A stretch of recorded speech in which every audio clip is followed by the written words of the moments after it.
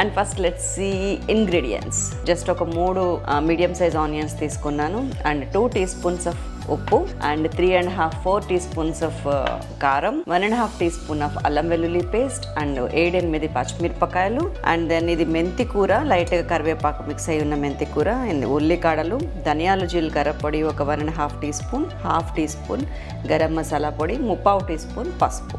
ఇది entire picture. ఒక 5-6 table spoons of oil తీసుకుంటున్నాను 3/4 కిలో మటన్కి. సో నేను తాలింపులో వేయటానికి జస్ట్ ఒక్క యాలుక్కాయ, చిన్న చెక్క ముక్క, 4 లవంగాలు తీసుకున్నాను. అవి జస్ట్ కొంచెం ఇట్లా వేసే, దానివల్ల మసాలా ఫ్లేవర్ కర్రీ మొత్తం ఉంటుంది అన్నమాట ఆయిల్లో ఉంటే. అండ్ నేను ఇప్పుడు డైరెక్ట్ మీడియం సైజ్ ఆనియన్స్ 3 వేసేస్తున్నాను. మన మెంతి కూర కరివేపాకు కలిసింది కూడా వేసేస్తున్నాం. అల్లం వెల్లుల్లి పేస్ట్ 1.5 టీ స్పూన్. ఈ మొత్తాన్ని జస్ట్ ఒక 1.5-2 మినిట్స్ ఫ్రై అవ్వనివ్వండి. ఇప్పుడు నేను పసుపు వేసేస్తున్నాను అండ్ 2 టీ స్పూన్స్ ఆఫ్ ఉప్పు వేసేస్తున్నాను and then 4 tea spoons of కారం కూడా వేసేస్తున్నాను.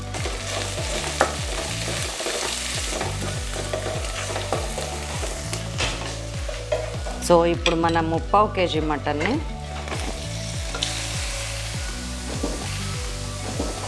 చక్కగా ఉప్పు, పసుపు, కారం, ఆయిల్, అల్లం వెల్లుల్లి పేస్ట్ మనం వేసిన అన్ని ముక్కలకు పట్టేటట్టు బాగా కలిపి అన్నీ మంచిగా కలిపేసాం కదా. ఇంక ఇప్పుడు మటన్లో ఉన్న నీళ్ళు బయటకు వచ్చేంత వరకు జస్ట్ ఒక 3-4 నిమిషాల పాటు మూత పెట్టేసి మీడియం ఫ్లేమ్లో పెడుతున్నాను. మటన్లో వాటర్ అంతా బయటకు వస్తుంది ఇట్లాగా. ఇప్పుడు నేను హైలో పెట్టేస్తున్నా. ఇలా మటన్లో వాటర్ అంతా బయటకు వచ్చేదాకా వెయిట్ చేయడం వల్ల పచ్చి వాసన, కొంచెం నీసు వాసన అట్లాంటివన్నీ పోతుంది. మటన్ మంచిగా ఉడుకుతుంది కూడా, ఆ టేస్ట్ బాగుంటుంది. అల్టిమేట్గా మనం ఎన్ని తిప్పలు పడిన టేస్ట్ కోసమే కదా. నేను ఇప్పుడు వాటర్ వేస్తున్నాను. నేను మీడియంలో ఫ్లేమ్లో పెట్టి వండదలుచుకున్నాను. గ్రేవీ నాకు ఎక్కువ గ్రేవీ అవసరం లేదు, లైట్ గ్రేవీ చాలు. లైట్ గ్రేవీ చాలు అనుకుంటేనే నేను ముక్క తడిపొడిగా మునిగేంత వరకు పోసాను. అంటే ఆలోచించండి, మీకు గ్రేవీ ఎక్కువ కావాలంటే ఇంకా ఎక్కువ నిలిపోయాలి.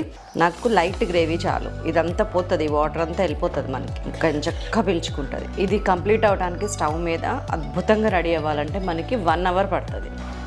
సో ఇలా మసలటం స్టార్ట్ అవగానే నేను సిమ్ చేసేస్తున్నా. సిమ్ అంటే మీడియం ఫ్లేమ్లో పెట్టాను, మూత పెట్టేస్తున్నాను.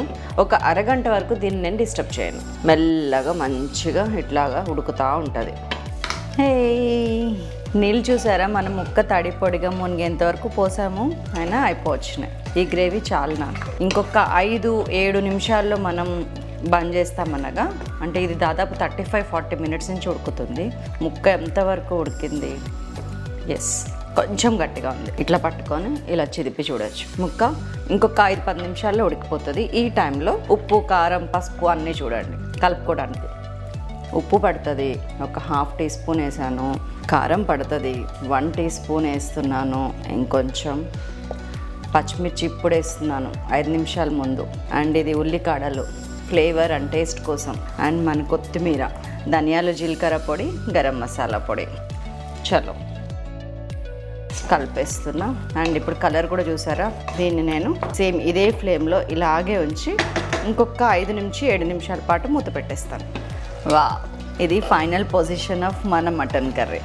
దగ్గరికి ఇగురు. ఇది చాలా టేస్టీగా ఉంటుందండి. ఇది super tasty, super yummy curry. So బంద్ చేస్తున్నా. మన tasty yummy mutton curry ready.